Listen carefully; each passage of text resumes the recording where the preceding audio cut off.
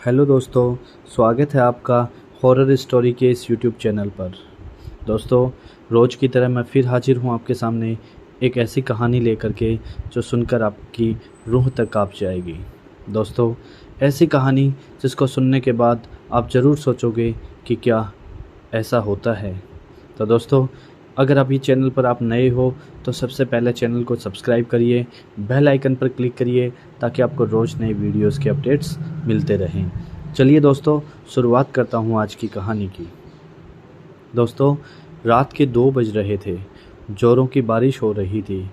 घना अंधेरा था। बादल रह रह कर गरज रहे थे। थोड़ी थोड़ी देर पर बिजली चमकती तो आसपास की कुछ एक चीज़ें दिखाई पड़ती, अन्यथा हाथ को हाथ दिखना भी बहुत मुश्किल लग रहा था। झारखंड के घाटशिला स्टेशन पर बाहर रामदीन अपना ऑटो लगाए सवारी का इंतज़ार कर रहा था। इस मौसम में सवारी मिलने की उम्मीद कम ही थी, फिर भी हो सकता था कुछ देर बाद आने वाली ट्रेन से कोई सवारी उसको मिल जाती। करीब 1 घंटे के बाद ट्रेन आती है। थोड़ी देर बाद बिजली चमकने पर एक 18-19 वर्ष की मॉडर्न सी लड़की कंधे पर एक बैग लटकाए बाहर निकलती है। वह सीधे उसके ऑटो के पास पहुंची और मुसाबिनी चलने को कहा। रामदीन ने कहा कि रात का वक्त है, इसलिए वहां चलने पर 500 रुपये लूँगा, नहीं तो 2-4 घंटे इंतज़ार कर लीजिए, सुबह 100 रुपये में ले चलूँगा। लड़की बोली, अभी 200 रुपये रखो, बाकी वहाँ पहुँच कर दे दूँगी, और ऑटो की सीट पर बैठ गई। रामदीन ने ऑटो बढ़ा लिया। करीब आधे घंटे के बाद वह उस स्थान तक पहुँच गया जहाँ उसे पहुँचना था। एक मकान के बाहर लड़की ने अपनी गाड़ी रुकवाई और घर से पैसे लेने की बात कहकर अंदर चली गई। काफ़ी देर तक वह नहीं लौटी तो रामदीन अकेले बैठे बैठे परेशान हो गया। उसने घर का दरवाज़ा खटखटाया। काफ़ी देर बाद एक बूढ़े आदमी ने आंखें मलते हुए दरवाज़ा खोला।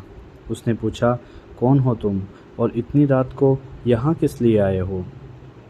रामदीन बोला, जो साहब थोड़ी देर पहले यहाँ आपके घर में आई हैं, उन्होंने मेरा पूरा भाड़ा नहीं दिया है। बूढ़े ने आश्चर्य से उसकी ओर देखा और बोला, यहाँ तो कोई नहीं आया है साहब, मैं अकेला ही रहता हूँ। रामदीन की नज़र सामने रखी फ़ोटो पर पड़ी। उसने कहा, यही मैम साहब तो आई हैं अभी, उन्हें मैं स्टेशन से लेकर के आया हूँ। बूढ़े ने उसे आश्चर्य से देखा और फिर बोला, इस लड़की को मरे हुए 8 साल हो गए बाबूजी। देखो, फोटो पर माला भी लगा हुआ है। यह मेरी पोती थी, यह कैसे आ सकती है? रामदीन के होश उड़ गए। वह चुपचाप अपने ऑटो के पास पहुंचा। उसने देखा कि सीट पर 100 के 3 नोट भी रखे हैं। उसने नोट जेब में रखे और वहां से बेतहाशा ऑटो को भगाया। उस दिन के बाद से उसने रात में ऑटो चलाना ही छोड़ दिया। दोस्तों, ये थी रामदीन की कहानी। कैसी लगी आपको? कमेंट्स के ज़रिए ज़रूर साझा करिएगा अपनी राय।